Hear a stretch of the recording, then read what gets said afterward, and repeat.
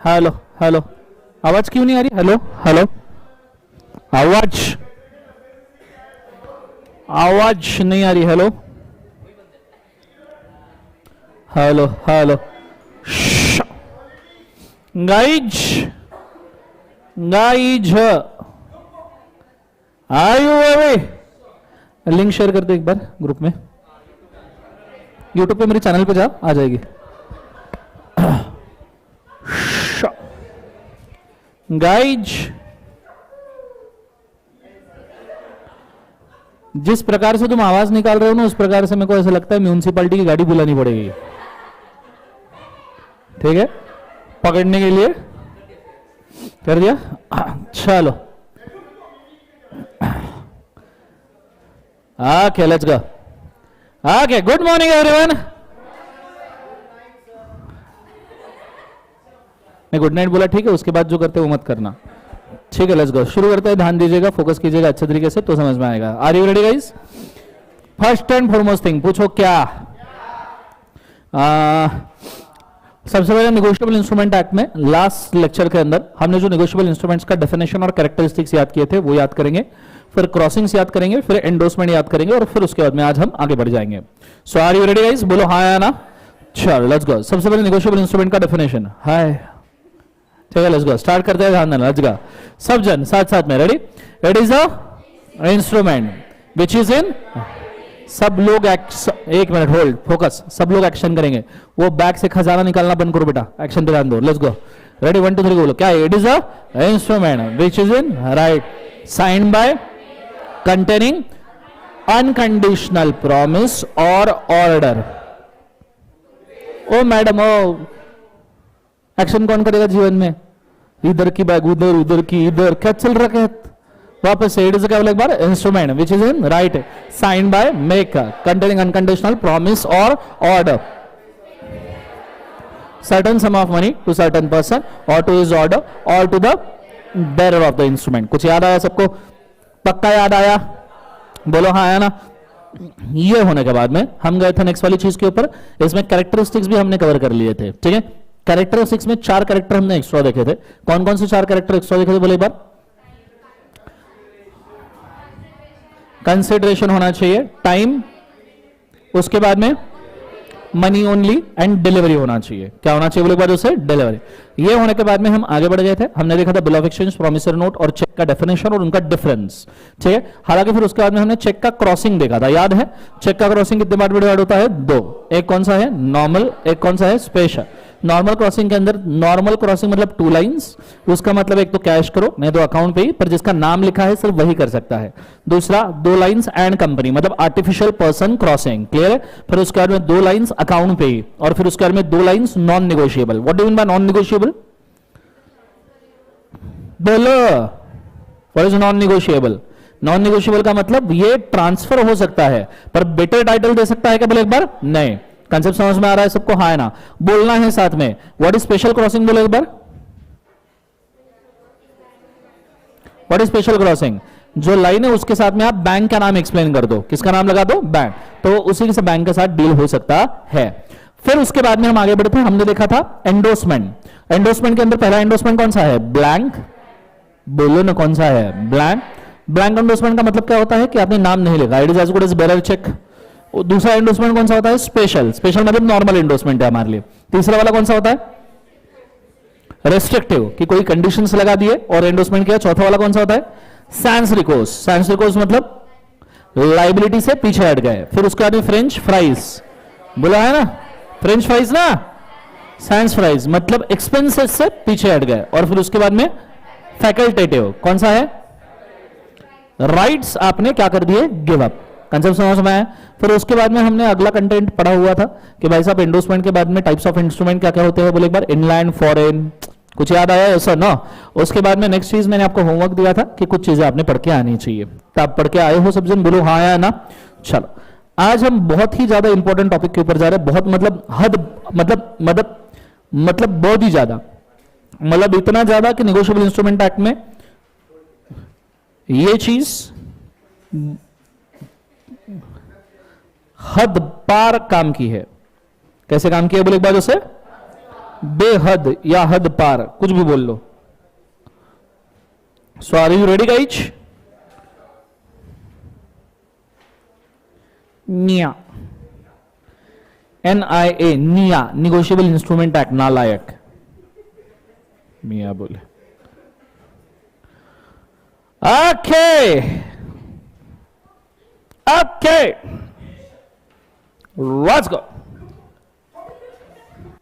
So आज हम पढ़ने वाले हैं कुछ खास चीजें. लाइव स्ट्रीम में ऑडियो वीडियो क्लियर है? सब लाइव स्ट्रीम वाले प्रॉपरली ज्वाइन हो चुके हैं? मुझे एक बार कंफर्म कीजिए, उसके बाद में ही आगे बढ़ जाएंगे. ठीक है, चलो लेट्स गो. कौन सा लाइव स्ट्रीम में लिंक शेयर किया इसने? किधर भी लिंक डालते रहता है.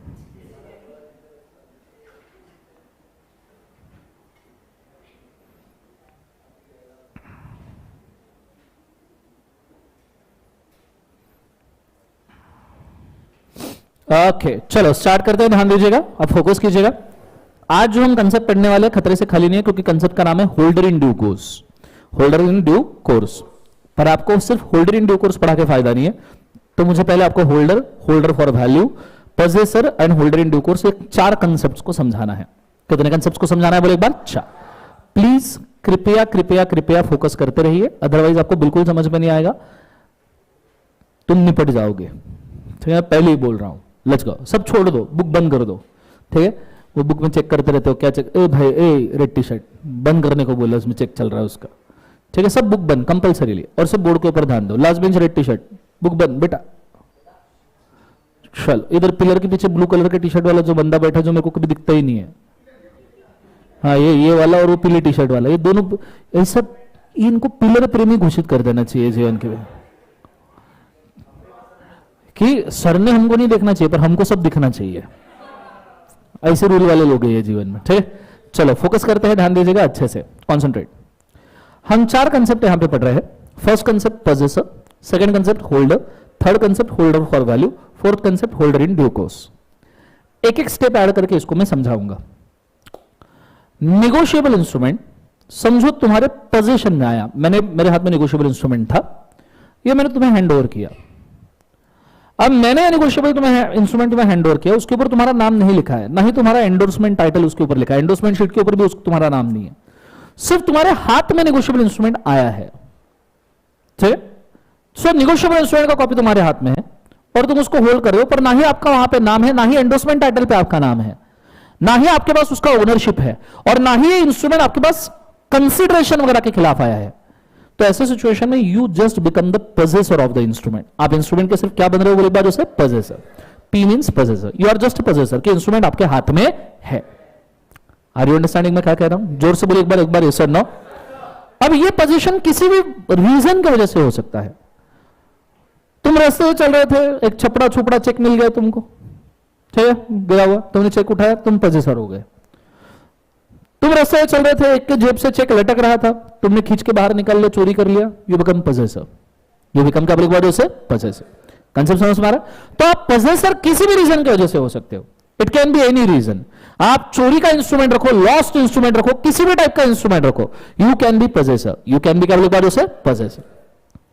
लेकिन जब पोजेशन के साथ आप इसमें एक वैलिड टाइटल ऐड कर देते हो, मतलब ओनरशिप ऐड कर देते हो, वैलिड टाइटल या ownership, then you become the holder.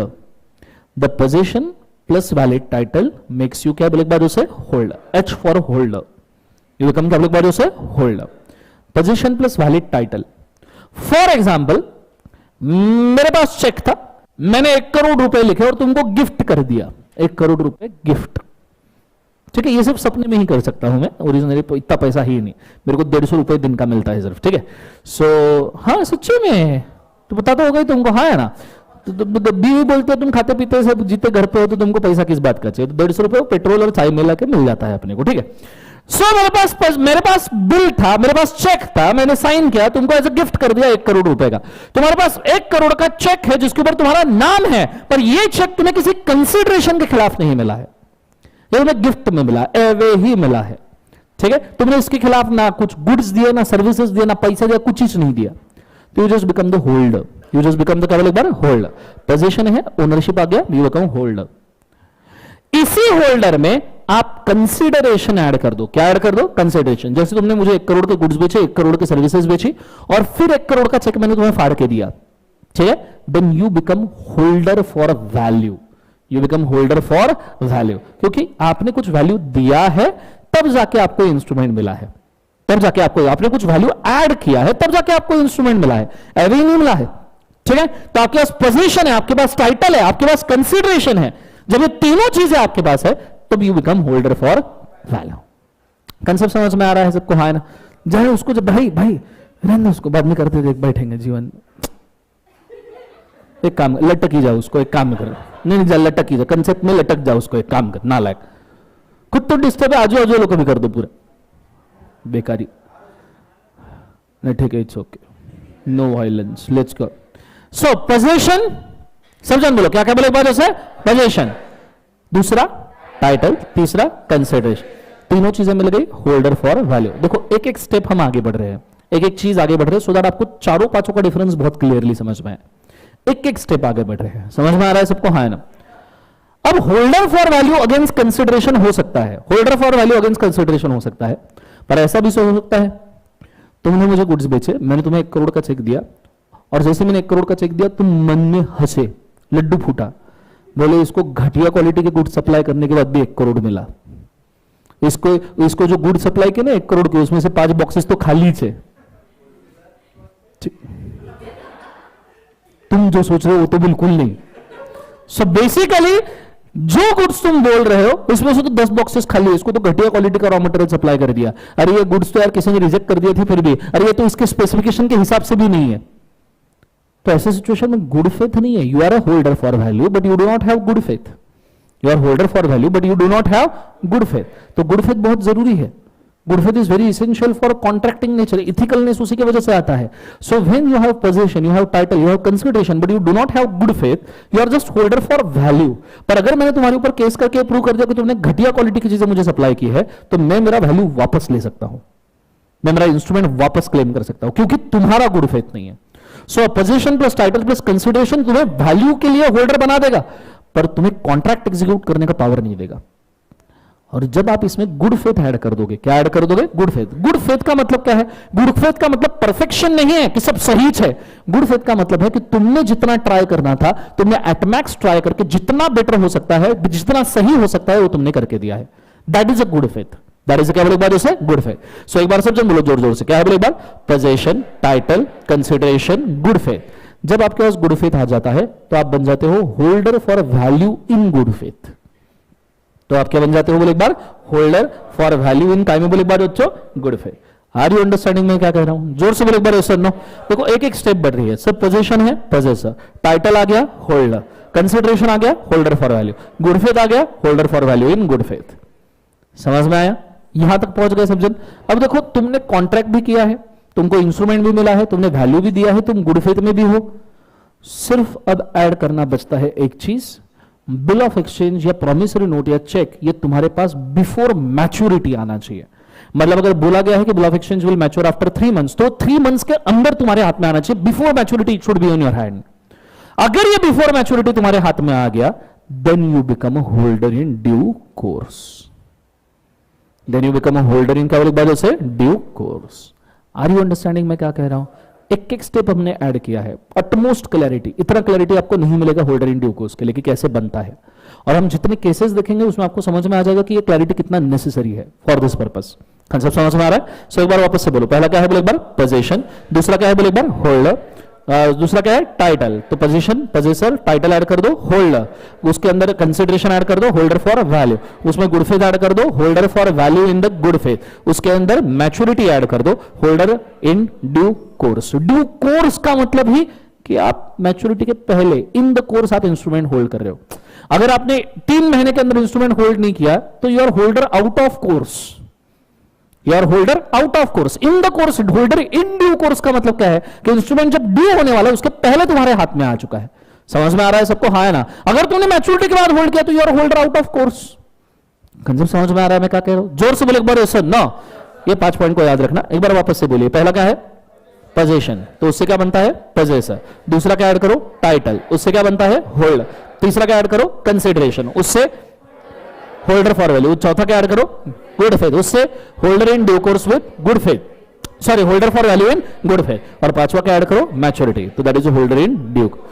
इनमें से सबसे बेटर टाइटल कौन सा है, can you tell me? Holder in due course. तो होल्डर इन ड्यू कोर्स को पता है क्या कहा जाता है? मिडास टच, मियास टच नहीं नालायक, मिडास टच, जोर से बोलो क्या, Midas. What is Midas touch? Midas touch मतलब सुवर्ण पारस पत्थर का स्पर्श, काय का स्पर्श, सुवर्ण पारस पत्थर का स्पर्श, समझ में?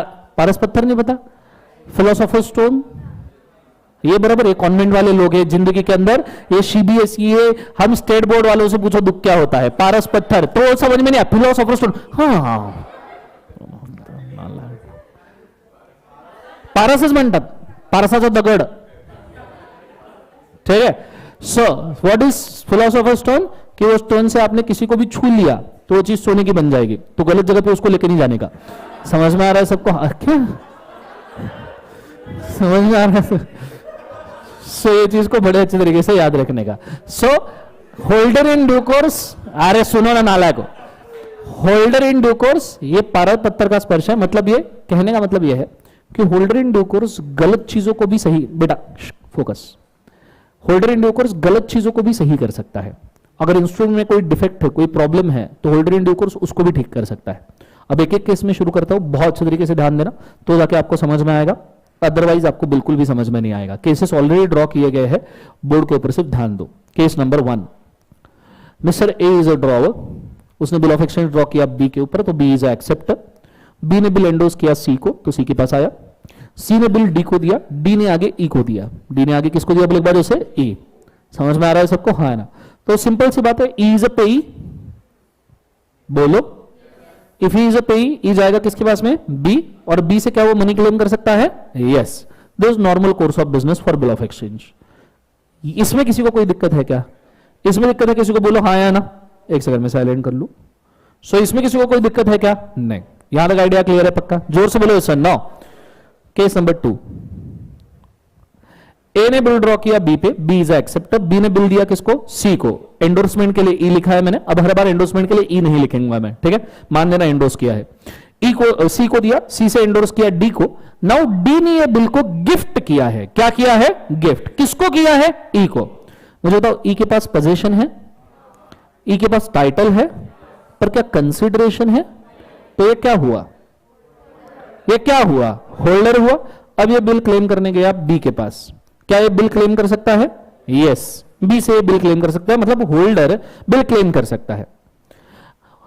वही अगर ई ने ये इंस्ट्रूमेंट चुराया रहता, थेफ्ट वाला रहता, तो टाइटल नहीं रहता। इसमें जो टाइटल मैंने टिक किया है वो नहीं रहता। टाइटल नहीं मतलब उसे पजेसर है। क्या पजेसर इंस्ट्रूमेंट क्लेम करने जा सकता है? नहीं, पजेसर इंस्ट्रूमेंट क्लेम नहीं कर सकता। समझ में आ रहा है? ये डिफरेंस है पजेसर और होल्डर के बीच में। यहां तक आइडिया क्लियर है? अगले केस में सेम सिचुएशन, सेम, हाँ सेम। ए ने बिल दिया बी को, बी ने सी को, सी ने डी को, डी ने गिफ्ट किया ई को। ई क्या बन गया बोले एक बार उसे? होल्डर। क्या पोजीशन है? सब जन जोर से बोलो, लगे रहो। क्या पोजीशन है? हाँ। टाइटल है? कंसिडरेशन है? नहीं। ये क्या हो गया? होल्डर। ये गया बी के पास क्लेम करने के लिए, और बी इंसॉल्वेंट निकला। बी क्या निकला बोले एक बार उसे? इंसॉल्वेंट। तो क्या ई पैसा क्लेम कर पाएगा? जोर से बोलो, ई पैसा क्लेम कर पाएगा? आंसर है नहीं। क्यों नहीं? क्योंकि इसने इस बिल के खिलाफ बदले में कोई कंसिडरेशन दिया ही नहीं है। As you can see consideration is not there. As consideration is not there, he can not claim the amount. तो क्या ई, मैंने आपको एक और चीज बोली थी कि अगर एक्सेप्टर पे नहीं करता तो बीच के जितने भी पार्टीज है वो लायबल हो जाएंगे। बोलो हाँ या ना। तो क्या ई यहां पे सभी पार्टीज को लायबल कर सकता है? बोलो हाँ या ना। क्या बीच के सभी पार्टी सी डी ई और ए, सी डी और ए, इन तीनों को लायबल कर सकता है? बोलो यस और नो। आंसर है नो, क्योंकि इसने बदले में कुछ दिया ही नहीं है, तो ये क्लेम कैसे करेगा? कुछ देना चाहिए ना क्लेम करने के लिए। नेगोशिएबल इंस्ट्रूमेंट का बेसिक कैरेक्टर अगेंस्ट कंसिडरेशन होना चाहिए। अगेंस्ट क्या होना चाहिए? कंसिडरेशन। वो है ही नहीं यहां पे। नेक्स्ट वाला केस नंबर 4, ए ने इंस्ट्रूमेंट ड्रॉ किया बी पे, बी इज एक्सेप्टर। बी ने दिया सी को, सी ने दिया डी को। नाउ डी ने इंस्ट्रूमेंट दिया ई को, पर ई ने बदले में गुड्स भी सप्लाई किए हैं। क्या सप्लाई किए हैं? गुड्स। और प्रॉपर सेल कॉन्ट्रैक्ट किया है गुड फेथ में। तो क्या ना ऐसे यहां पे पोजीशन है? जोर से बोलो, पोजीशन है? क्या ना ऐसे टाइटल है? क्या ना ऐसे कंसिडरेशन है? कैन आई से गर्लफ्रेंड गुड फेथ है? अरे बोलो ना हाँ या ना, गुड फेथ है। कैन आई से मैच्योरिटी के पहले इंस्ट्रूमेंट आया है? बोलो हाँ या ना। कैन आई से ये होल्डर इन ड्यू कोर्स है? अब ये होल्डर इन ड्यू कोर्स गया बी के पास, बी से वो क्लेम करना चाहता है, क्या वो कर सकता है? जोर से बोलो कर सकता है। उसी के रिगार्डिंग सेम एग्जांपल नीचे, सेम एग्जांपल कि भैया होल्डर इन ड्यू कोर्स ई है, ई होल्डर इन ड्यू कोर्स है और वो बी के पास गया, बोले मेरे को पैसा चाहिए। क्या चाहिए बोले एक बार? पैसा। और बी क्या हो गया बोले एक बार? जैसे इंस्टॉलमेंट। तो अब मुझे बताओ क्या होल्डर इन ड्यू कोर्स ए, सी और डी से क्लेम कर सकता है? आंसर है यस, ए सी डी तीनों से क्लेम कर सकता है। He can claim from all of three.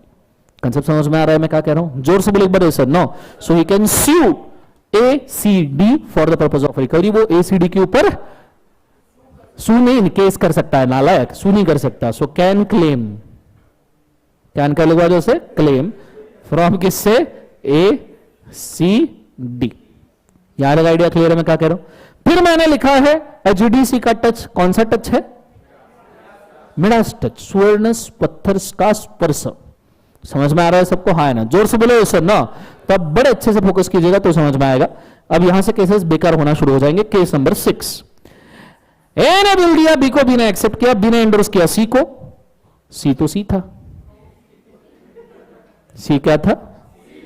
तो सी से बिल चोरी हो गया, डी ने चोरी कर लिया। किसने चोरी कर लिया? डी। और डी ने ये बिल आगे दिया ई को। किसको दिया? ई को। और अगेंस्ट गुड्स दिया। अगेंस्ट क्या दिया? गुड्स। और ई को नहीं पता कि ये बिल चोरी का है। ई को नहीं पता कि ये बिल काय का है? चोरी का। तो क्या उसके पास पोजीशन है? क्या टाइटल है? क्या कंसिडरेशन है? क्या गर्लफ्रेंड है? गुड फेथ है? और क्या उसके पास में मैच्योरिटी है? तो क्या वो होल्डर इन ड्यू कोर्स है? अब अगर ई चला गया एक बी के पास और बी को बोलता है चल पैसा निकाल, तो क्या बी ये बोल सकता है नहीं नहीं ये तो चोरी का इंस्ट्रूमेंट है? नहीं, क्योंकि मिडास टच हो गया। मिडास टच हो गया मतलब थेफ्ट वाला इंस्ट्रूमेंट, बेकार वाला इंस्ट्रूमेंट सही हो गया, खतरनाक वाला इंस्ट्रूमेंट अच्छा हो गया, प्रॉब्लम वाला इंस्ट्रूमेंट साफ हो गया। कंसेप्ट समझ में आ रहा है? तो थेफ्ट हो, लॉस्ट हो, कोई भी डिफेक्ट हो इंस्ट्रूमेंट में, एक बार होल्डर इन ड्यू कोर्स ने उसको छू लिया। क्या लिया? छू कर। समझ में आ रहा है सबको? हाँ है ना? किया तूने बदला इंस्ट्रूमेंट, लगे प्यारा जग सार। समझ में आ रहा है सबको? हाँ है ना? जोर से बोले सर नो, ये चीज को याद रखना। आइडिया क्लियर है मैं क्या कह रहा हूं? जोर से बोले सर नो। नेक्स्ट वाला केस नंबर 7। केस नंबर कौन सा बोले एक बार? शेयर। ए ने फेंक के मारा बिल किसको? बी। बी ने एक्सेप्ट कर लिया, उसके बाद में सी के पास गया, सी तो उससे डी थेफ्ट हो गया, डी के पास गया, डी ने गुड्स के बदले में इंस्ट्रूमेंट दिया किसको? ई। तो ई क्या हो गया? Holder in due course. E ने गिफ्ट कर दिया एफ को। किसको गिफ्ट किया? What the? एफ को। समझ में आ रहा है सबको? हाँ है ना? अब एफ क्लेम करने के लिए गया बी के पास, पैसा चाहिए। क्या चाहिए? पैसा। पर क्या वो होल्डर है या होल्डर इन ड्यू कोर्स है? तो क्या वो क्लेम कर सकता है? क्लेम कर सकता है नहीं कर सकता है? जोर से बोलो, कर सकता है नहीं कर सकता है? बोलो हाँ या ना। वो क्लेम नहीं कर सकता क्योंकि वो होल्डर है। अगर वो होल्डर फॉर वैल्यू भी रहता तो भी क्लेम कर लेता था। समझ में आ रहा है? पर वो क्या है बोले बात उसे? होल्डर। और होल्डर कुछ बदले में अगर दिया ही नहीं है तो कुछ क्लेम कर नहीं। मैं ये नहीं कह रहा यहां इंस्ट्रूमेंट डिफेक्टिव है, इंस्ट्रूमेंट इफेक्टिव है, इंस्ट्रूमेंट में कोई डिफेक्ट नहीं क्योंकि बीच में होल्डर इन ड्यू कोर्स आ चुका है। ये जो प्रॉब्लम है ये खुद एफ के वजह से है क्योंकि उसको इंस्ट्रूमेंट गिफ्ट में मिला है। एफ का खुद का इशू है, होल्डर इन ड्यू कोर्स का इशू नहीं है, एफ का खुद का इशू है। कंसेप्ट समझ में? अब इंसॉल्वेंट हो गया तो कहां से पैसा देगा भाई? और अगर एफ मांगेगा बाकी सबसे तो कौन से मुंह से मांगेगा? उसने तो कुछ दिया ही नहीं। कंसेप्ट समझ में आ रहा है मैं क्या कह रहा हूं? नीचे अच्छा, अगर बी यहां पे सॉल्वेंट होता, अगर बी यहां पे क्या होता? सॉल्वेंट, तो क्या बी से एफ क्लेम कर सकता था? यस। भले ही चोरी वाला इंस्ट्रूमेंट है पर बी से क्लेम कर सकता था। रीजन बिंग कि भाई साहब होल्डर इन ड्यू कोर्स ने उसको ठीक कर दिया है। आर यू अंडरस्टैंडिंग मैं क्या कह रहा हूं? बच्चों बोलो हाँ या ना। चलो ये चीज होने के बाद में नेक्स्ट वाला केस 8। ए ने इंस्ट्रूमेंट दिया बी को, बी ने दिया सी को, सी तो सी है, हो गया थेफ्ट। थेफ्ट से गया डी, डी ने गिफ्ट किया ई को, डी ने गिफ्ट किया है किसको एक बार? ई। और ई ने आगे गिफ्ट कर दिया एफ को। अब एफ गया बी के पास, एफ किसके पास गया? बी के पास। बी सॉल्वेंट है, बी क्या है? सॉल्वेंट, पैसा है, पर बी ने पेमेंट करने से मना कर दिया, बोले इंस्ट्रूमेंट थेफ्ट वाला है। इंस्ट्रूमेंट क्या वाला है? थेफ्ट वाला। तो मुझे एक बात बताओ, क्या एफ क्लेम कर सकता है? जोर से बोलो, कर सकता है? नहीं। क्यों? क्योंकि बीच में होल्डर इन ड्यू कोर्स नहीं है, मिडास टच नहीं है। बीच में कहीं होल्डर इन ड्यू कोर्स नहीं है ना, और होल्डर इन ड्यू कोर्स नहीं है तो इंस्ट्रूमेंट ठीक हो ही नहीं पाया तो क्लेम कैसे कर लोगे? कंसेप्ट समझ में आ रहा है? केसेस बेकार होते जाने वाले हैं, प्लीज फोकस कीजिएगा, लाइव स्ट्रीम में भी प्लीज फोकस कीजिएगा, केसेस वन बाय वन और खराब होंगे, ठीक है, ध्यान दीजिए। नेक्स्ट वाला केस, ए ने इंस्ट्रूमेंट ड्रॉ किया बी पे, बी ने दिया सी को, सी से लॉस्ट हो गया, गुम गया, क्योंकि सी तो, उसके बाद में मिला डी को, डी ने गुड्स के खिलाफ दिया ई को, डी ने गुड्स के खिलाफ किसको दिया? ई को, ई भी सी निकला, तो इससे इंस्ट्रूमेंट चोरी हो गया। क्या हो गया? चोरी किसने किया था? एफ। क्या एफ इंस्ट्रूमेंट क्लेम करने जाएगा तो उसको पैसा मिलेगा? मिलना चाहिए नहीं मिलना चाहिए? मिलना चाहिए नहीं मिलना चाहिए? बोलो मिलना चाहिए नहीं मिलना चाहिए? नहीं मिलेगा, क्योंकि क्या हुआ है समझिए।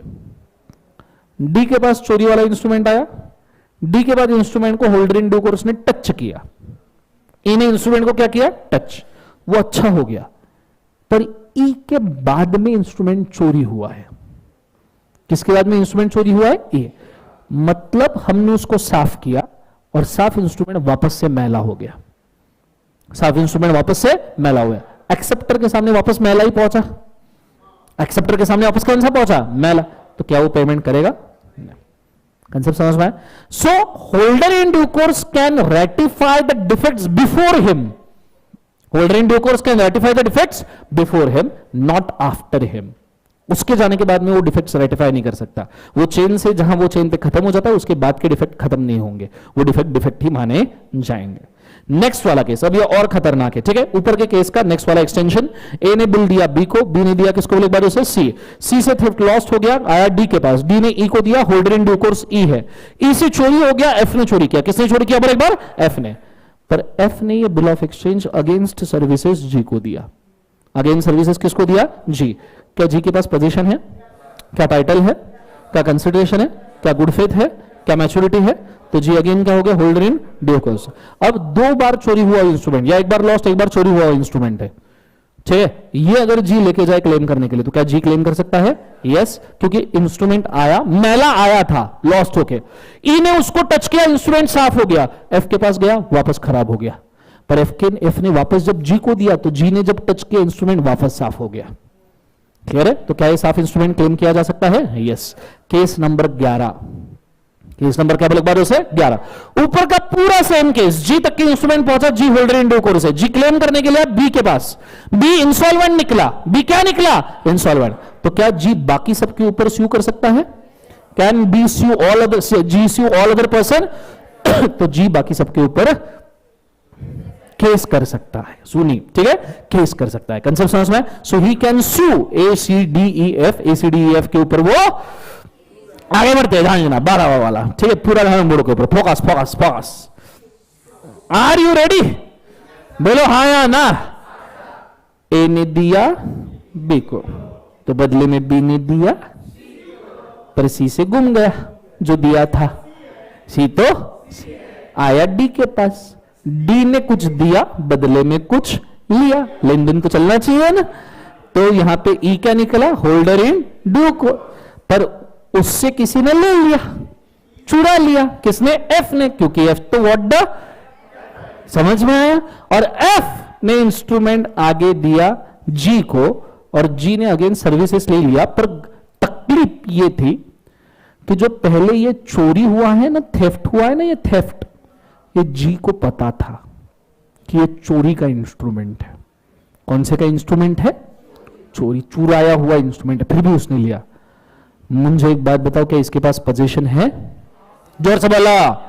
टाइटल है, कंसिडरेशन है, पर गुड फेथ कहां से लाएगा? जीएफ कहां से लाएगा? वो तो तुम्हारे पास भी नहीं है। समझ में आ रहा है मैं क्या कह रहा हूं? बोलो हाँ या ना। गुड फेथ जरूरी है नहीं है? बोलो हाँ या ना।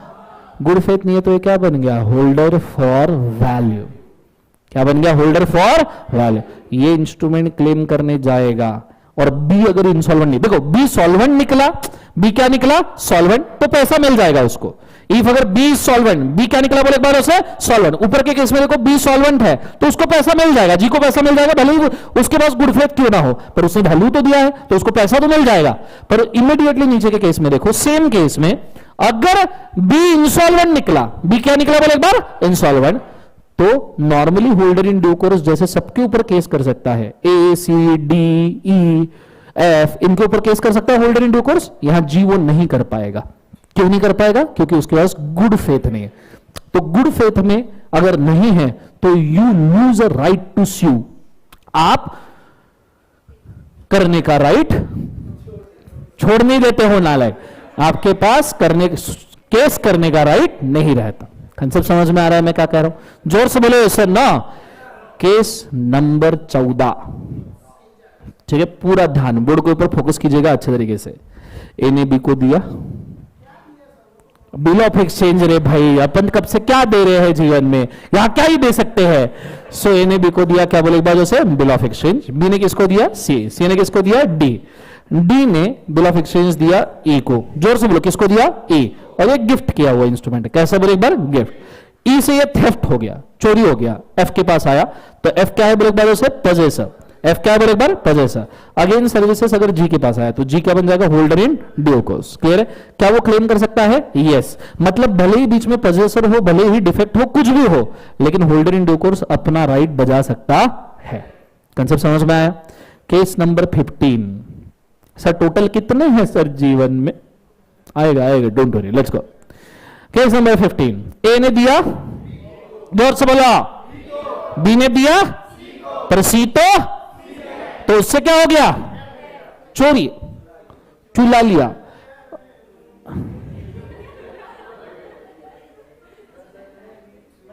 बस बस,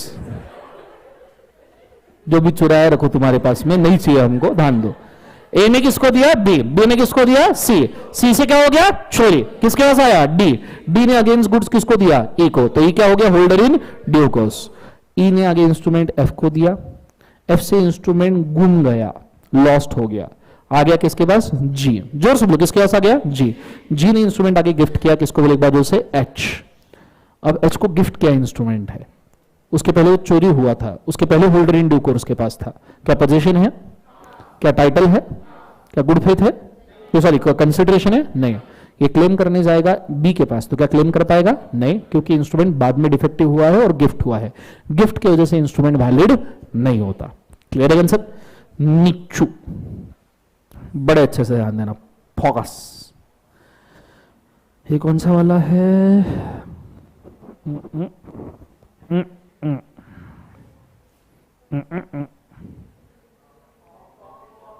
हाँ, ये है लाइबिलिटी वाला। Let's go. ए ने दिया, बी ने दिया, सी तो सी से हो गया, किसके पास आया? डी ने दिया अगेंस्ट गुड्स, तो ई क्या हो गया? होल्डर इन ड्यू को। ई भागते भागते भागते गया बी के पास, बोले पैसा निकाल। बी बोले मेरे पास कुछ नहीं है, तो ई ने केस कर दिया किस किस के ऊपर? ए सी डी। ए के ऊपर केस करके पता चला उसके पास भी नहीं है पैसा। समझ में आ रहा है? तो सिर्फ किसके पास है? सी और डी के पास है। तो ये 5 लाख रुपए का अगर इंस्ट्रूमेंट है तो सी और डी इक्वली आधा आधा बांट के कंट्रीब्यूट करेंगे किसको बोले एक बार से? ई को। सो 2.5 लाख सी, 2.5 लाख डी। इस प्रकार से क्लेम होता है। समझ में आ रहा है? तुमने शीए फाउंडेशन में जॉइंट प्रॉमिस और सुना है? जॉइंट प्रॉमिस और सुना है? नहीं सुना है? बोलो हाँ है ना। जॉइंट प्रॉमिस और are liable together in equal proportion. बोलो हाँ है ना। नीचू। अब भयंकर वाले केसेस, अति भयंकर। हाँ, फॉस। ए ने दिया, बी ने दिया, सी की साइन डी ने फॉर्ज कर ली। सी की साइन डी ने फॉर्ज कर ली और खुद का नाम लिख लिया, तो हो गया फॉर्जरी। क्या हुआ? फुलझड़ी। क्या हुआ? जोर से बोलो। फुलझड़ी है ना। अब ये आगे ई को गया अगेंस्ट गुड्स एंड ई बन गया होल्डर इन ड्यू। क्या इसके पास पोजीशन है? क्या टाइटल है? क्या कंसिडरेशन है? क्या गुड फेथ है, क्या मैच्योरिटी है, तो क्या ये होल्डर इन ड्यू कोर्स है? ये इंस्ट्रूमेंट क्लेम करने गया बी के पास, बी ने मना कर दिया, क्या जी क्लेम कर सकता है? बोलो हाँ या ना। क्यों नहीं? बिकॉज ऑफ फुलझड़ी, बिकॉज ऑफ फॉर्जरी। समझ में आ रहा है? क्योंकि फॉर्जरी ये वो नल है जिससे पानी नहीं आता। क्योंकि फॉर्जरी का अगर आपने इंस्ट्रूमेंट वैलिड कर दिया मतलब तुम फॉर्जरी वैलिड कर रहे हो। And forgery is a section of section number 420 of Indian penal code. Indian penal code overrides companies act, Indian penal code overrides negotiable instrument act. तो ऐसी सिचुएशन में आप फॉर्जरी को वैलिड नहीं कर सकते। ये वन ऑफ द एक्सेप्शन है to the powers of holder in due course. Holder in due course के पावर को ये सबसे बड़ा एक्सेप्शन है, फुलझड़ी। कंसेप्ट समझ में आ रहा है सबको? हाँ, जोर से बोले एक बार ये ना निच्चू, ध्यान देना, कल जो पढ़ा था उसका काम आएगा। ए ने दिया, बी ने दिया, सी ने लिखा सैंस रिकोर्स। बिल किसके पास आया? डी। डी ने ई को दिया, ई होल्डर इन ड्यू कोर्स है। ई गया क्लेम करने के लिए बी के पास, बी ने हकाल दिया, बढ़िया से कोई पैसा नहीं मेरे पास। अब ई किस किस के ऊपर क्लेम कर सकता है? A, C, D. पर सी ने क्या लिखा है? Sans recourse. इसका मतलब वो लाइन से क्या हो गया? पीछे। तो किस किस के ऊपर क्लेम करेगा? ए एंड, कंसेप्ट समझ में आया? सिर्फ दो के ऊपर क्लेम करेगा, एडी के ऊपर, ये एडी नहीं नाला का, एडी के ऊपर, और सी के ऊपर केस कर पाएगा क्या? बोले एक बार नहीं। समझ में आया पक्का? Everybody understood? This is the meaning of sans recourse. Second exception to the holder in due course. पहला एक्सेप्शन का था फुलझड़ी, दूसरा एक्सेप्शन का है सैंस रिकोर्स। जाते हैं नेक्स्ट वाले पे, बहुत अच्छे से ध्यान देना, फोकस। सर कितने है? ए ने दिया बी को, जल्दी बोलो थक गए वो। ए ने दिया बी को, बी ने दिया सी को, सी ने गिफ्ट किया किसको दिया? जोर से बोलो एक बार, डी को। डी ने आगे इंस्ट्रूमेंट किसको दिया? ई को। ई ने घुमा के दिया एफ को, एफ ने दिया जी को, जी ने दिया एच को, घुमा के वापस किसके पास आया? डी। और डी के पास जब जी से आया तो अगेंस्ट गुड्स आया, तो घुमा के वापस, अरे नालायक को अच्छा सोचो, सो घुमा के वापस इंस्ट्रूमेंट अपने ही पास आ गया। और जब लास्ट टाइम आया तब एज अ गुड फेथ में विद कंसिडरेशन आया, मतलब डी क्या बन गया? Holder in due course. First time gift किया तब सिर्फ होल्डर था, फर्स्ट टाइम गिफ्ट किया तब सिर्फ क्या था? होल्डर। पर सेकंड टाइम जब आया तब क्या बना? Holder in due course. Which will be valid, holder या holder in due course? Holder in due course will be valid. अब डी गया बी के पास, पैसा दे, बी बोला बगिया गाली देना है, कंट्रोल दे, कंट्रोल, ठीक है। अब इसने मना कर दिया, किसने मना कर दिया? बी। सवाल यह है कि ऑन हुम, to whom D can sue, D किस किस के ऊपर केस कर सकता है? तो मुझे बताओ, ए, सी, ई, एफ, जी, एच, इन सब के ऊपर कर पाएगा? नहीं कर पाएगा। क्यों नहीं कर पाएगा? क्यों नहीं कर पाएगा? सबके ऊपर करना चाहिए ना। Those are all parties to negotiable instrument. किस किस के ऊपर केस कर सकता है? किसके ऊपर केस कर सकता है? बोलो किसके ऊपर केस कर सकता है? बोलो। तो ध्यान देना, जब इस चीज को कहा जाता है निगोसिएशन बैक। निगोसिएशन घुमा के बैक, मतलब खेल लो, फुटबॉल खेल लो जीवन में। इसे कहा जाता है निगोसिएशन क्या? बोले एक बार से बैक। और जब bill of exchange promissory note negotiate back होता है तो उस पर्सन के पास जब bill of exchange promissory note वापस आता है तो उसके आगे के सभी पार्टीज कट जाते हैं, उसके आगे के सभी पार्टीज कट जाते हैं। इट इज लाइक इधर के पार्टीज ये एग्जिस्ट ही नहीं करते, इट्स लाइक ये पार्टीज एग्जिस्ट ही नहीं करते। तो डी जो केस करेगा वो सिर्फ ए और किसके ऊपर करेगा? सी, कि पैसा चाहिए। कंसेप्ट समझ में आ रहा है सबको? हाँ ना, जोर से बोलो सर ना। दिस गिफ्ट दिया उसी के ऊपर, अरे दो सवाल, पहले तो गिफ्ट दिया उसके ऊपर केस करेंगे का, दूसरा सू नहीं करेंगे, केस करेंगे। सो गिफ्ट दिया, ध्यान दो, गिफ्ट दिया उसी के ऊपर कैसे केस करेंगे? ध्यान देना, अगर ये सिर्फ गिफ्ट रहता तो मैं मना करता था, पर वो होल्डर इन ड्यू कोर्स बन चुका है, वो अभी होल्डर नहीं बचा, इसलिए मैंने पहले पूछा कि होल्डर मानू या होल्डर इन ड्यू कोर्स मानू। तो एचडीसी ओवरराइड्स द होल्डर, तो अब वो केस कर सकता है। कंसेप्ट समझ में आ रहा है सबको? हाँ ना? Idea clear? चलो समझो, यहां डी नहीं रहता एंड इफ इट इज ई और ई से नेगोशिएशन बैक हुआ है, ई तो केस करता ही था ना,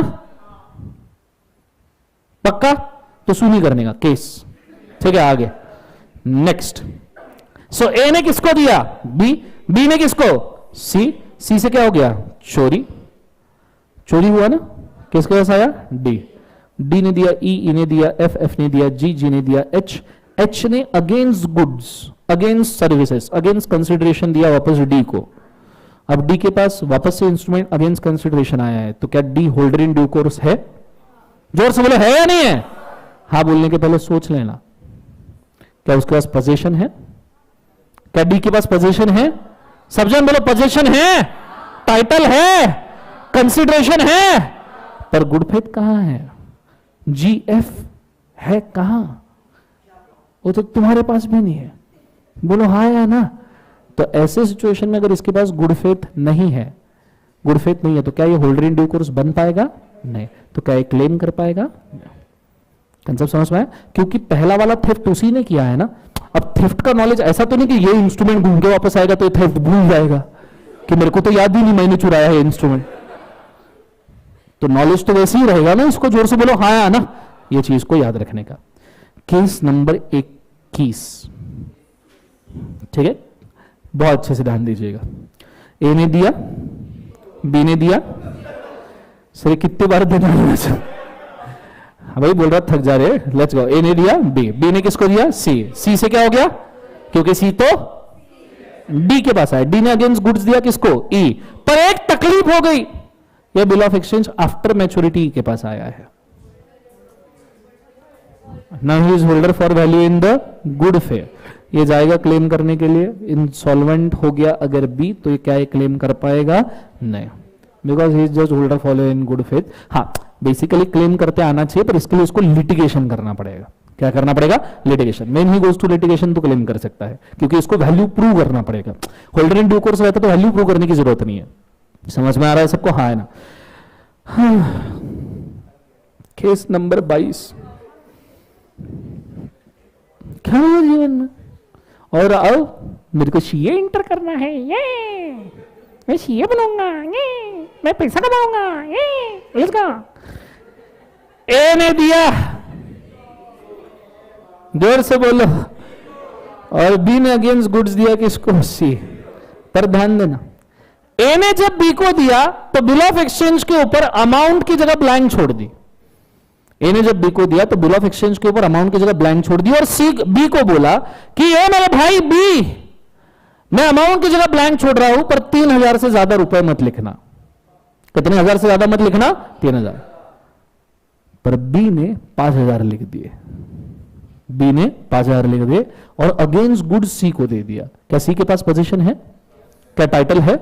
क्या कंसिडरेशन है? क्या गर्लफ्रेंड है? क्या मैच्योरिटी है? तो क्या सी होल्डर इन ड्यू कोर्स है?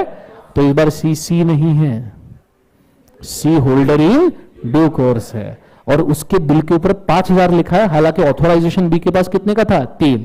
तो मुझे बताओ सी कितना क्लेम कर सकता है ए से? 3000 या 5000? पूरे 5। सी को इससे कोई लेन देन नहीं कि बी ने क्या किया है। सी बोलेगा बहुत बार सी बन गया, पर अब नहीं बनूंगा, अब मेरे को 5000 पूरे चाहिए। कंसेप्ट समझ में आ रहा है? और अगर मैं यहां पे ये कहूं कि सी को पता था कि बिल के ऊपर सिर्फ 3000 ही लिख सकते, सी को मालूम था कि बिल के ऊपर सिर्फ 3000 लिख सकते, फिर भी उसने बी को बोला अबे क्या लिख रहा है? बी बोले यार तेरे को पैसे से मतलब, तू रख 5000 लिख के। तो सी को पता था, फिर भी उसने 5000 का बिल ऑफ एक्सचेंज लिया। तो अब क्या क्लेम कर सकता है? जोर से बोलो, क्लेम कर सकता है? जोर से बोलो, क्लेम कर सकता है? फिर भी क्लेम कर सकता है, क्योंकि इसमें डिफेक्ट कहीं नहीं है। बात को समझिए, इसमें डिफेक्ट कहीं नहीं है, डिफेक्ट का इशू ही नहीं है। ब्लैंक था अमाउंट, ब्लैंक की जगह पे 5000 लिखा, ऐसा नहीं कि 3000 लिखा था काट के 5000 लिखा।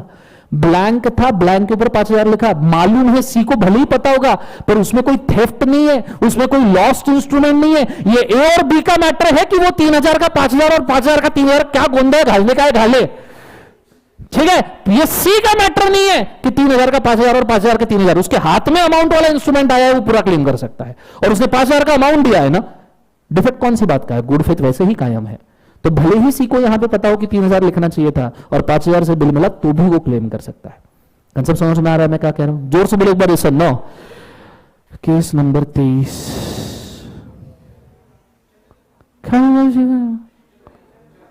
पढ़ने के लिए आए हो पढ़ो, हाँ ना, पढ़ने के लिए आए हो पढ़ो आराम से, फोकस। ए ने बिल ऑफ एक्सचेंज बी को दिया, बी ने बिल ऑफ एक्सचेंज सी को दिया। पर आपको एक बात बताऊं, पूछो ना क्या बताओ भी, ऐसा बोला उसने, अभी नहीं भी बोलूंगा तो बताने वाला, तो उससे अच्छा तो बता ही दो, ऐसा बताओ बोला उस नालायक ने। ये भिखारी लास्ट थर्ड बेंच वाला, ठीक है, लेट्स गो। ऑरेंज शर्ट के बाजू वाला, ठीक है, कभी नहीं बोलता वो कुछ, आज बोला बताओ करके, लेट्स गो। एक मिनट, तू रिक्वेस्ट कर रहा है या मेरे को डरा रहा है बताओ करके? तो पहले लंबा चौड़ा आदमी ऊपर जा, बताओ सर। सो ए ने बिल किया, किसको दिया बोले एक बार? बी को। बी ने किसको दिया बोले एक बार? सी को, ठीक है। पर इसमें पता है, ए ने बिल जब बी को दिया, ध्यान दो, ए ने जब बिल बी को दिया, बी ने सी को दिया, तो बिल के ऊपर ए का नाम लिखा है, पर वो ए जो है ना वो फिक्टिशियस कैरेक्टर है जो बी ने क्रिएट किया है। A is a fictitious person created by B, वो है ही नहीं, नॉन एग्जिस्टिंग। बी को स्प्लिट पर्सनैलिटी डिसऑर्डर था, खुद ही ए बन के साइन किया, खुद ही बी बन के साइन किया, आगे दे दिया, वो है ही नहीं। अब मुझे एक बात बताओ, सी क्लेम करने जाएगा तो सी क्लेम कर सकता है क्या? सी बिल्कुल क्लेम कर सकता है। वो 20 स्प्लिट पर्सनैलिटी या 50 पर्सनैलिटी, उससे लेने देने नहीं है। बिल हाथ में आया, उसके ऊपर अमाउंट लिखा, ये गुड फेथ में, गेम ओवर। कंसेप्ट समझ में? फिक्टिशियस रहे, कुछ भी रहे, अपने को कोई लेन देन है क्या? नहीं। नेक्स्ट केस 24, और पढ़ा उसे, और पढ़ा, और पढ़ा, और यही जिंदगी। मैंने यहां 24 बोला, लड़की का ध्यान कहां पता है? वो भी कोने में नीचे 25 भी लिखा है। अबे यार, जो पढ़ा रहे उस पर ध्यान देना, कैसे जिंदगी हो गई है। Let's go. मतलब ऊपर के केस रहा है, वो नीचे कितना नंबर जा रहा है उस पर ध्यान है। अच्छा सोचो तुम कभी जिंदगी में एक आधी बार। ए ने दिया बी को, ए ने दिया किसको बोलो? बी। बी ने एंडोर्समेंट शीट के ऊपर टाइटल में डाल दिया नॉन निगोशिएबल। क्या डाल दिया? Non. What is non negotiable? Transfer हो सकता है पर बेटर टाइटल दे सकते हैं क्या?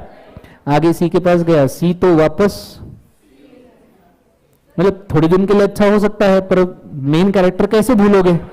सो सी तो क्या है बोले एक बार? सी। सी से वो क्या हो गया? थेफ्ट, गया डी के पास। डी ने अगेंस्ट गुड्स किसको दिया? ई को। क्या पोजीशन है? क्या टाइटल है? टाइटल है क्या? है क्या? सोचो कि इंस्ट्रूमेंट पे नॉन निगोशिएबल लिखा है और इधर थेफ्ट हुआ है, तो डी के पास जो टाइटल है वो चोरी का है। और नॉन निगोशिएबल क्या कहता है? जो तुम्हारा टाइटल है उससे बेटर जा नहीं सकता। तो डी ने अगर ई को टाइटल दिया होगा तो वो भी तो टाइटल चोरी का ही होगा ना। तो क्या यहां पे टाइटल है? टाइटल ही नहीं है। आगे का काउंट करने की जरूरत ही नहीं है। आगे हो सकता है कंसिडरेशन होगा, गुड फेथ होगा, मैच्योरिटी होगा, सब होगा, पर टाइटल ही नहीं है ना भाई। अब ये अगर बिल क्लेम करने जाएगा तो क्या क्लेम कर पाएगा? नहीं, क्योंकि टाइटल ही नहीं है।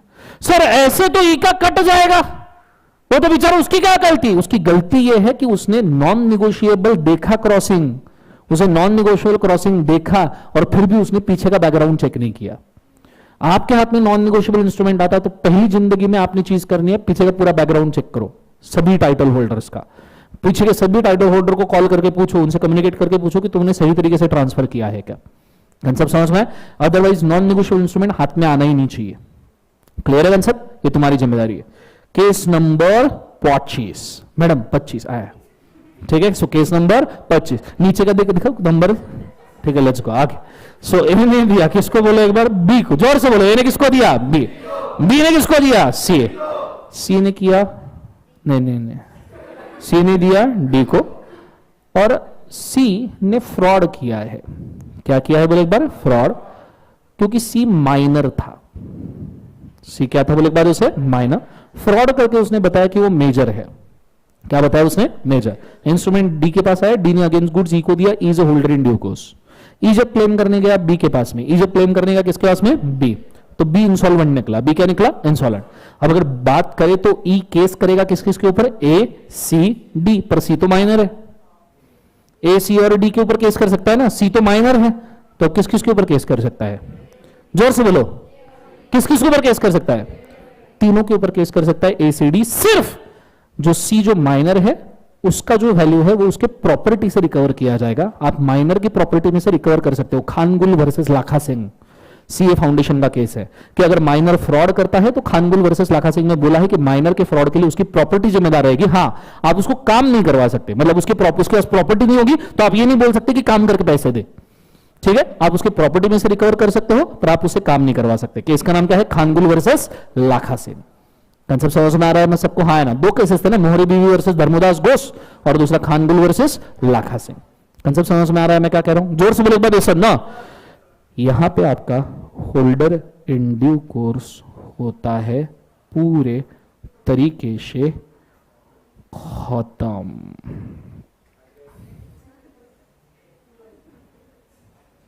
समझ में आया पक्का? 25 केस स्टडीज अगर आपने होलिए इतना लंबा चौड़ा होल्डर इन ड्यू कोर्स आपने अगर इस प्रकार पढ़ा है तो याद रखना आपको अब कोई भी चीज से डरने की जरूरत नहीं है। मेन 2-3 चीजें याद रखना, होल्डर इन ड्यू कोर्स के कुछ एक्सेप्शंस याद रखना, उसके ऊपर सवाल आता है। पहला कौन सा? फुलझड़ी, दूसरा सैंस रिकोर्स, तीसरा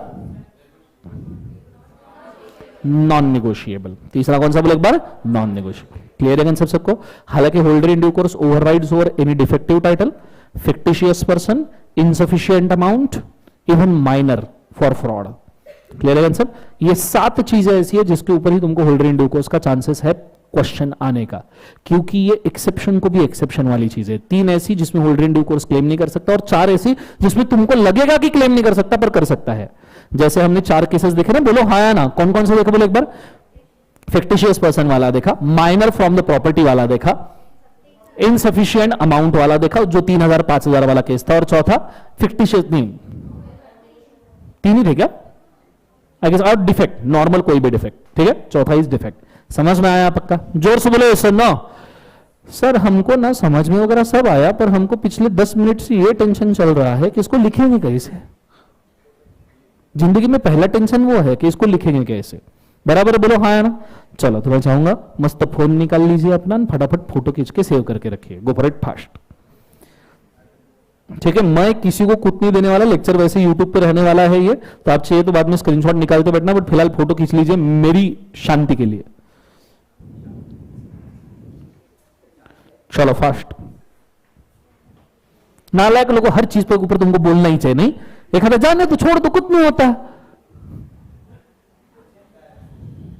इस पे भी बोल ले। चलो इसका फोटो खींच लिया। केस 3 तक के फोटोज हो गए हैं, खींच लिया है सबने? ओके, केस नंबर 4 से case number 4 to case number 7।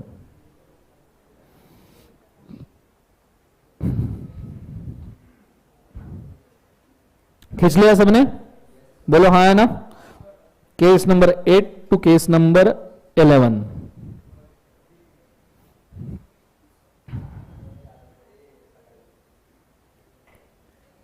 Done. Live stream में भी फोटो खींच लो। 8 टू 11 खींच लिया सबने? Case number 12 to case number 15। Case number 12 to case number 15। Done. खींचा सबने फोटो? बोलो हाँ है ना? चलो case number 16 to case number 19। 16 to 19 साथ में होल्डर इन ड्यू कोर्स के एक्सेप्शन भी दिए हैं, उसका भी फोटो खींच लो। Forgery, sans recourse, non negotiable, cannot sue minor except for fraud and property, वो मैंने इधर एक पॉइंट ऐड कर दिया है। 19 तक के हो गया सबका? बोलो हाँ है ना? खींच लिया सबने? तो कुछ कर ही नहीं रहा जीवन के अंदर। चलो इसका खींच लो photo.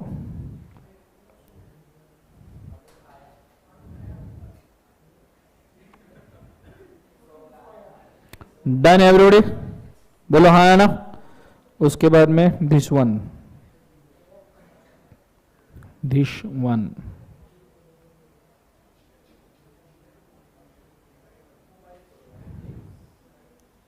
Done everybody. Okay next last वाला 25।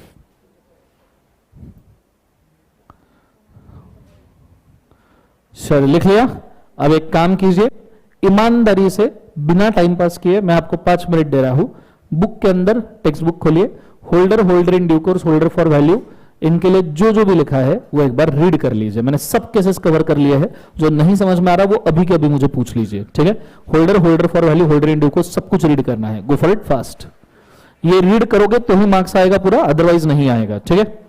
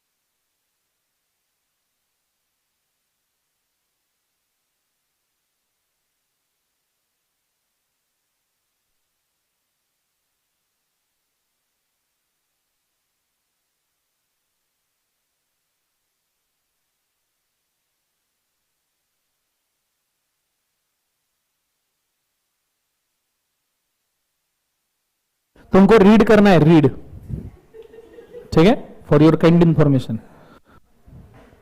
ये क्या का है?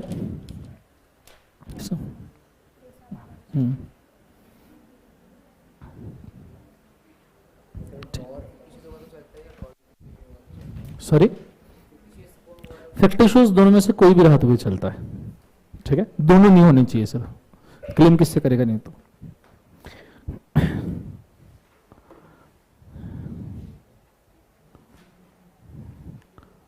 रीड करना हो जाए डन बोल दीजिएगा।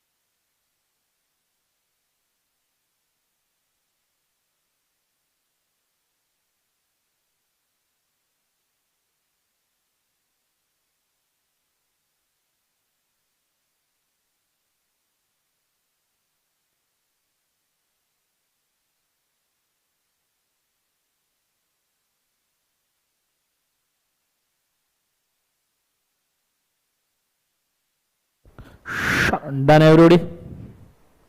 Watch.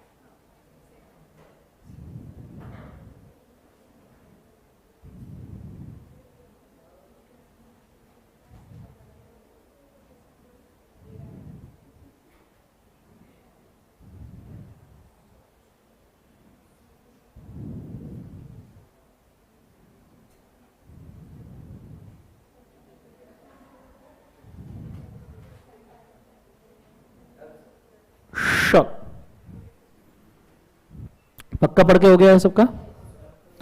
Okay, maximum cases discuss किए हैं, नेगोशिएशन बैक वगैरह सब उसके अंदर लिखा हुआ है, ठीक है। चलो आगे बढ़े बच्चों, बोलो हाँ या ना, लेट्स गो। अब उसके बाद में हमको नेक्स्ट चीज के ऊपर जाना है। दो हमारे कंटेंट अभी मेन वाले बाकी है, एक है लाइबिलिटी ऑफ पार्टीज और एक है dishonour of the negotiable instrument, ठीक है।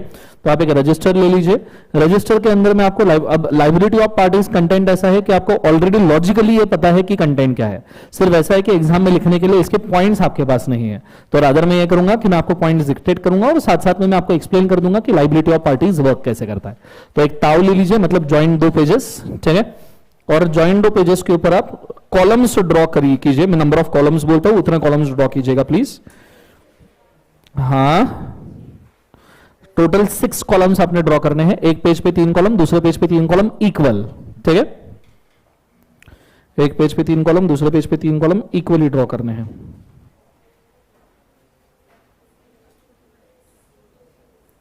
छह कॉलम्स, ऊपर हेडिंग डालिएगा लाइबिलिटी ऑफ पार्टीज,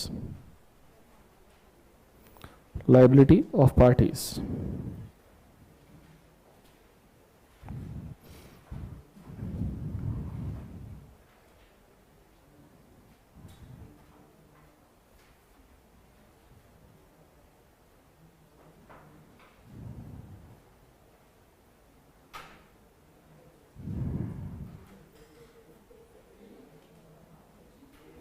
छह कॉलम ड्रॉ कर लिए सबने, लाइव स्ट्रीम में भी कृपया ड्रॉ कर लीजिए please.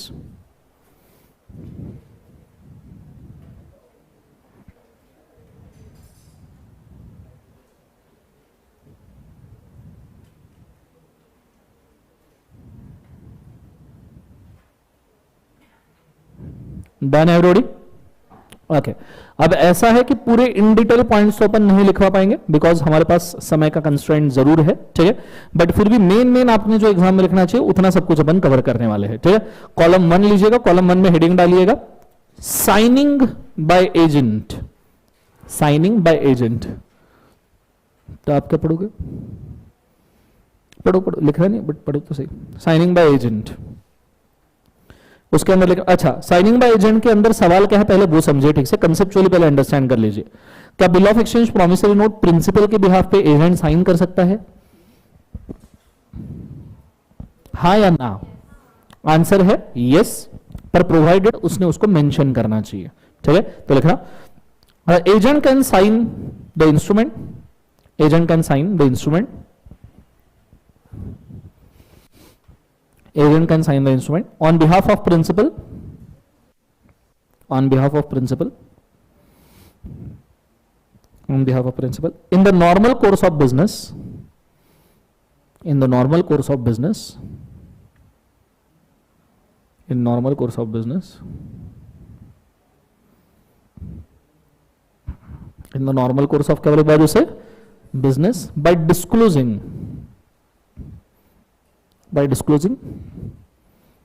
that he is agent, normal course of business, by disclosing he is agent।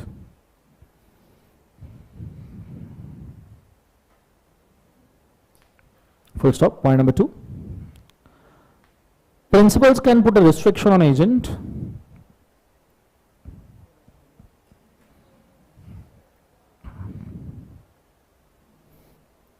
principal can put restriction on agent for such a power.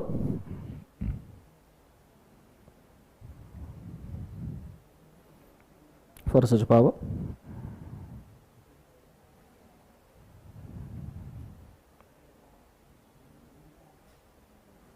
Next point.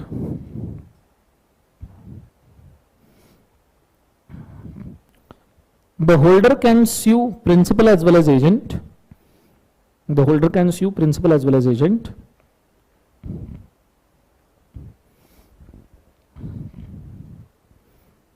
for the amount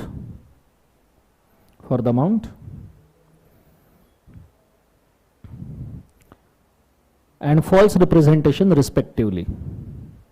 For the amount and false representation respectively.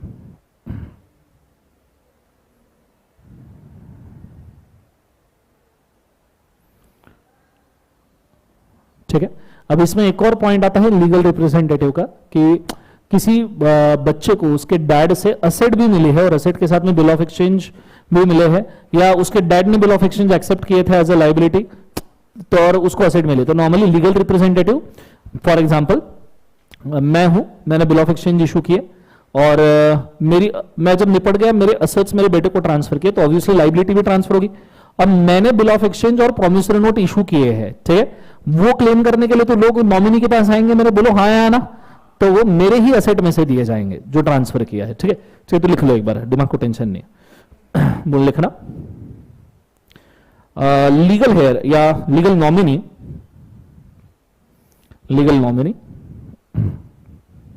Can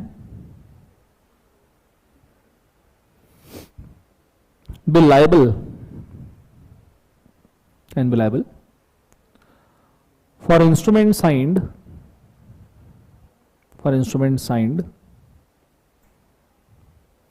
up to the amount of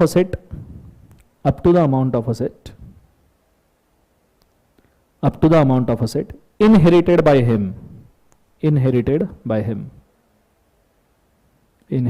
him full stop. Done everybody, बोलो बच्चों हाँ या ना। Okay, next one, ये होने के बाद second column में हेडिंग डालिएगा liability of drawer, drawee and maker.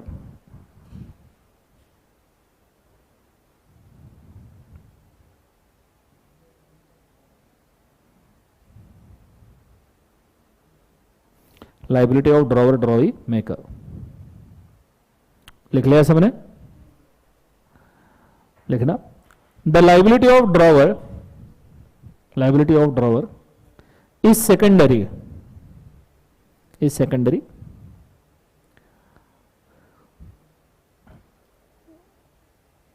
arise only when liability of drawer is secondary arise only when acceptor fails to pay,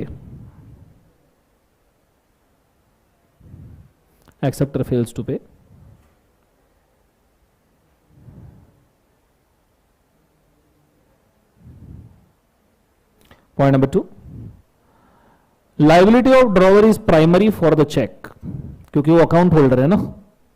Liability of drawer is primary for the check.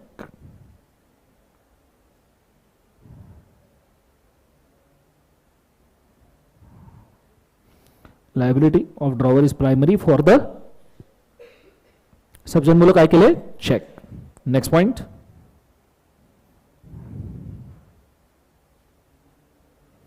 the maker and acceptor always have primary liability,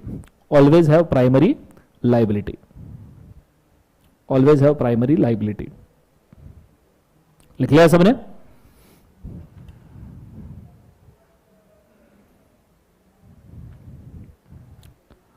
next column में heading डालिएगा liability of endorser,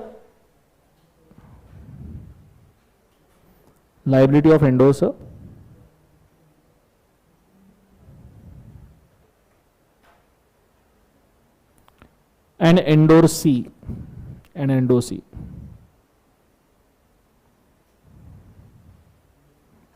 उसके अंदर point 1, endorser is always liable. Endorser is always liable.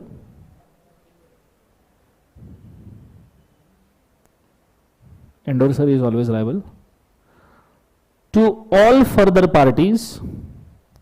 To all further parties. All further parties. In case of dishonor. In case of dishonor. In case of dishonor. By acceptor. In case of dishonor by acceptor. Full stop. Second.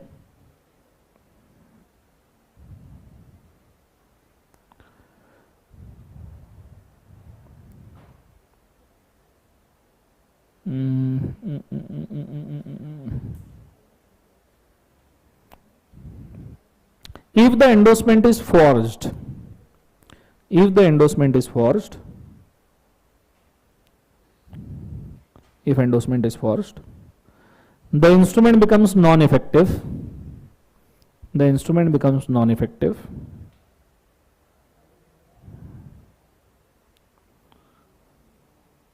And all endorsers will be relieved.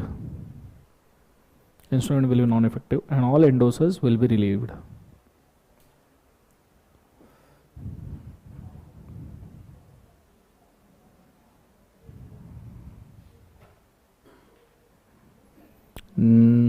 Next, ठीक है। अब इसमें दो ही point आए हैं आपके, इसमें बराबर बोलो हाँ है ना, ये सर नो चलेगा। नेक्स्ट कॉलम के ऊपर शिफ्ट हो जाओ। Miscellaneous points. अब ये सब चीजें हमने ऑलरेडी देखी है, वही मैं आपको लिखवा के दे रहा हूं। मुझे एक बात बताओ, सभी prior parties holder in due course को लायबल होती है या नहीं होती है? अरे बोलो हाँ है ना, सभी पार्टीज होती है ना। बस वही पॉइंट्स में लिखवा के दे रहा हूं आपको, सो दैट आपका कोई कंफ्यूजन ना हो रीडिंग करते वक्त। Point number 1, all the prior parties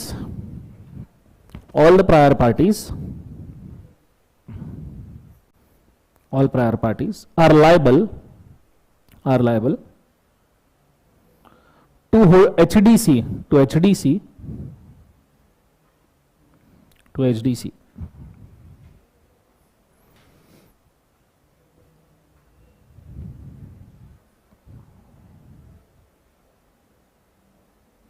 Point number 2, if fictitious person is involved,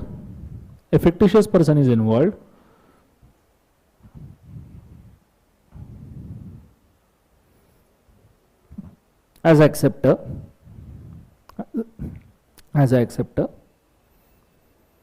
then drawer will be still liable to HDC. Drawer will be still liable to HDC. Drawer will be still liable to HDC. Full stop. Third point.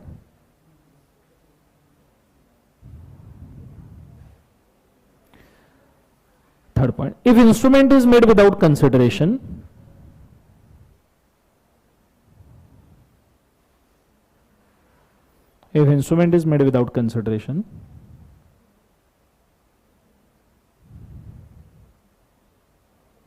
the holder can still claim it.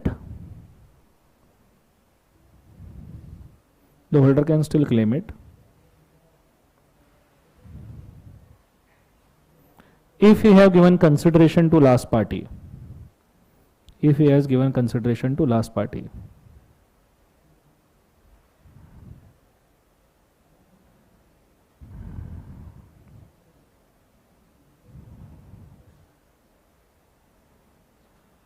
Full stop. Next point. मुझे बताओ, समझो 1 करोड़ का bill था और acceptor ने सिर्फ 50 लाख दिए। Acceptor ने कितने दिए? 50 लाख। तो बचे 50 लाख के लिए कौन लायबल रहेगा? बचे ये सब पार्टीज, है ना। तो ये सब पॉइंट्स तुम्हें ऑलरेडी आइडिया है, बट सिर्फ अपन लिख ले रहे हैं। Next point, if acceptor page the part amount, then all other parties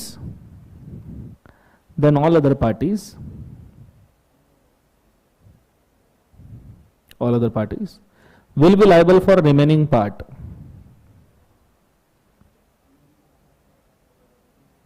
Full stop.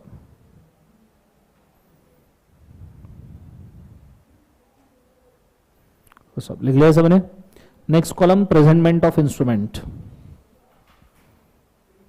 Next column presentment of instrument, presentment मतलब presenting the instrument simply,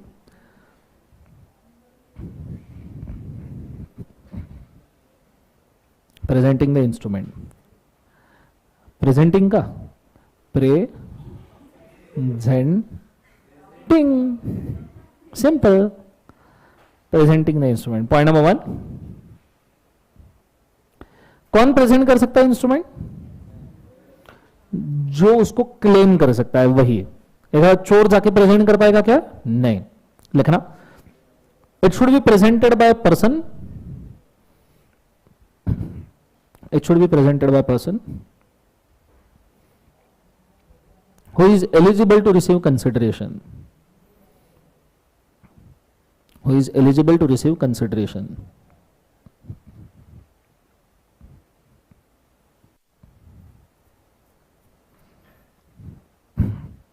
who is eligible to receive consideration। लिख लिया। Point number 2,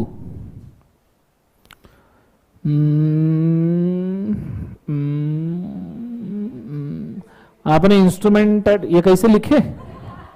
लिख अ म म म म म म म और आई एंड में एन, ठीक है। सो मुझे बताओ, आपने वो इंस्ट्रूमेंट सुना है ना, instrument at demand, at sight, जब चाहो तब पैसा मांग सकते हो। मुझे बताओ, एट साइट, ऑन डिमांड अगर आप इंस्ट्रूमेंट मांग रहे हो तो कब डिमांड करना चाहिए? दिन में, रात में? रात में ना। मैं इंस्ट्रूमेंट की बात कर रहा हूं। ऑफ कोर्स बिजनेस आवर्स में। ऑन डिमांड मतलब जिधर मिला उधर डिमांड तो लेके ना, गलत जगह पे गलत सिचुएशन में डिमांड मत कर लेना। So if instrument is on demand और at sight, if instrument is on demand और at sight, instrument is on demand or at site, it shall be presented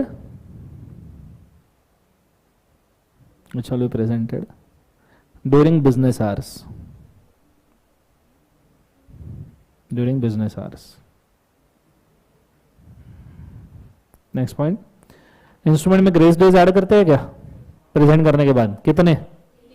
3। Check में ऐड करेंगे क्या? Third point, 3 grace days shall be added to the instrument, 3 grace days shall be added to the instrument, 3 grace days shall be added to instrument after presenting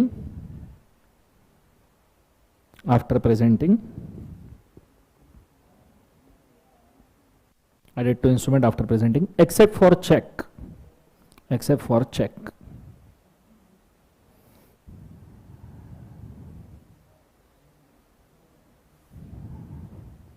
last point, if HDC cannot present the instrument on time, if HDC cannot present the instrument on time, HDC cannot present the instrument on time, then other parties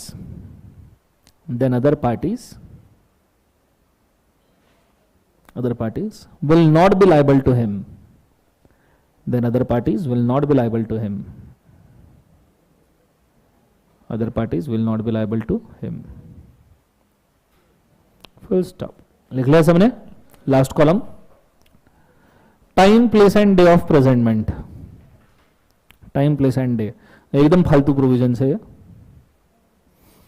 okay, कौन से time पे present करना चाहिए?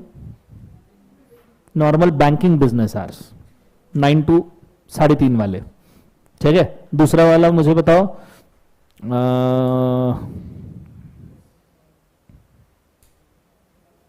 Okay, लिखना point number 1, क्या लिखा title? Time, place and day ना। Point number 1, it should be presented within normal banking business hours, it should be presented at normal banking business hours,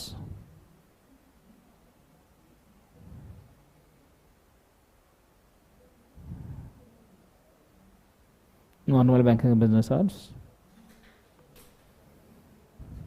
except other conditions for site instrument, other conditions for site instrument, full stop. अब normally कुछ business रात को ही चलते, मतलब manufacturing वगैरह रहा तो अरे point number 2,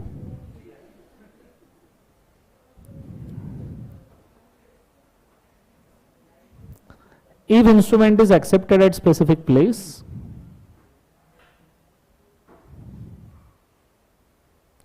if instrument is accepted at specific place,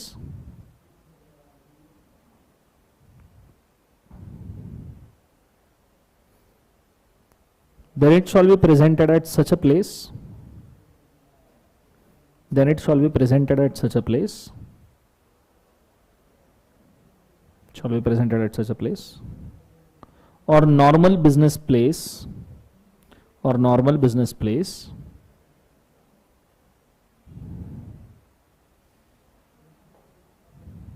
full stop.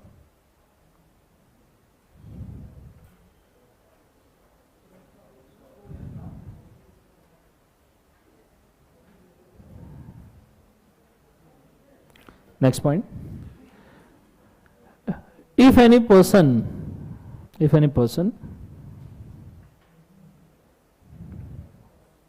prevents the presentment, if any person prevents the presentment, if any person prevents the presentment, he will also be liable, he will also be liable for, he will be also be liable for the instrument and its damages, liable for instruments and its damages.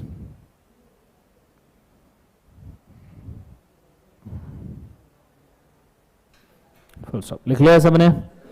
चलो यहां पे आपका खत्म होता है liability of parties वाला पूरा content. बहुत जनरलाइज कंटेंट था, एज सच टेक्निकल इसके अंदर कुछ नहीं है.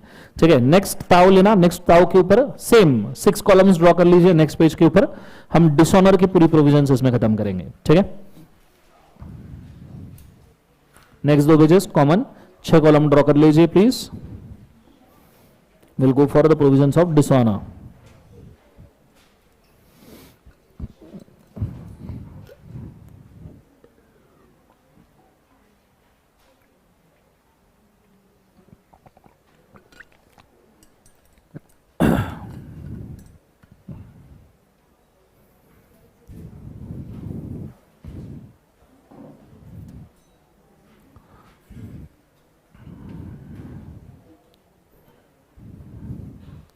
चलो डन.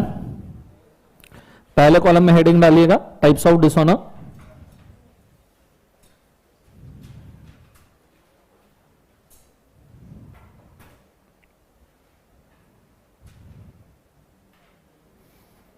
टाइप्स ऑफ डिसऑनर, उसके अंदर point number 1, types of dishonour में पॉइंट नंबर 1 चाहिए, ले जाओ. Types of dishonour point number 1. Dishonor is of 2 types. Dishonor is of 2 types.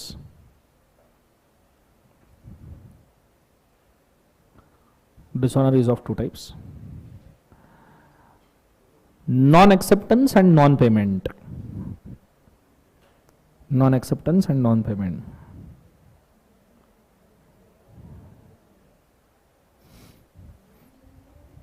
Two types, non-acceptor and non-payment. Point number 2. For non-payment, notice shall be given to drawer.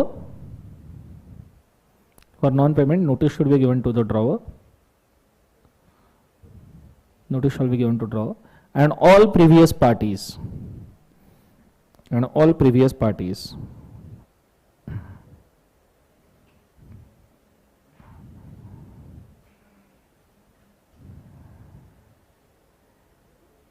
All previous parties, so as to make them liable, so as to make them liable.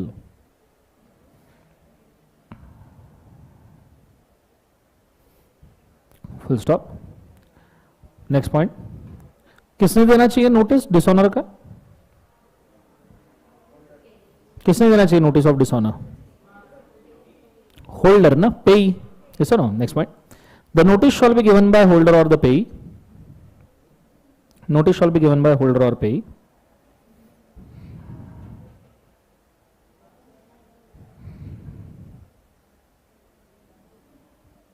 Notice shall be given by holder or the payee, and it need not be given to acceptor. And it need not be given to acceptor. Acceptor को dishonour का notice नहीं देते. क्यों नहीं देते? उसी ने dishonour किया है. It need not be given to acceptor.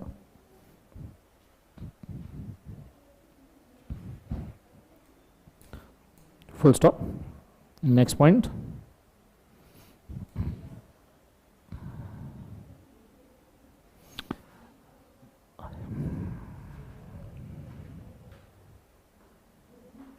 If instrument is presented by agent,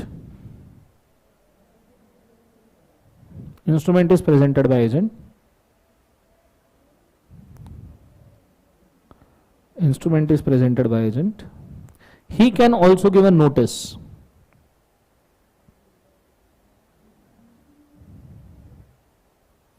He can also give a notice.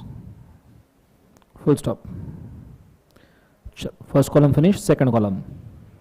Noting and protesting. Have you heard noting protesting क्या होता है? नॉर्मली डिसऑर्डर होने के बाद में आपको स्टैंपिंग करना पड़ता है, एफिलिएशन लेना पड़ता है कोर्ट या गवर्नमेंट का.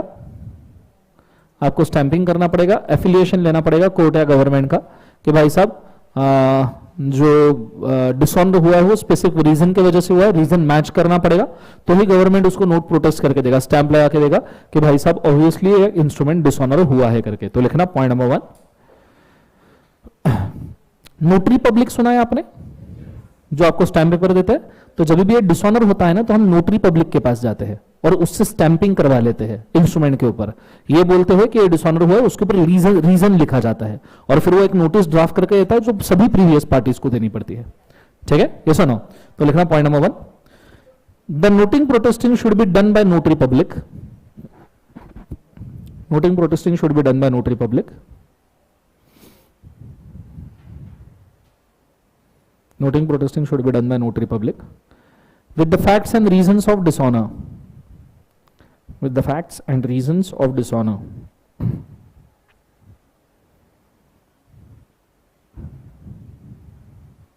The fact and reason of dishonor.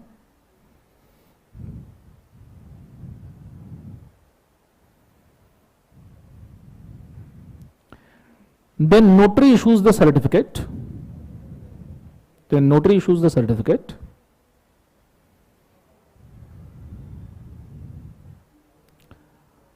Then notary issues certificate with time, place and day of dishonor.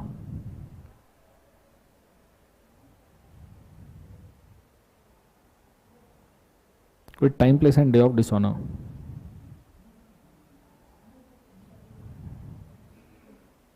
Full stop. Next point. If acceptor becomes insolvent before maturity, if acceptor becomes insolvent before maturity, if acceptor becomes insolvent before maturity,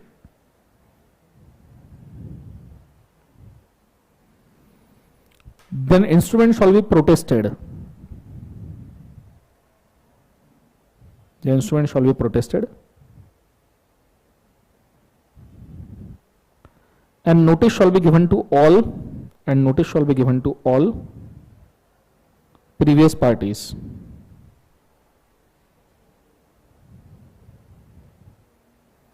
Reason should be given to all previous parties. Notice shall be given to all previous parties.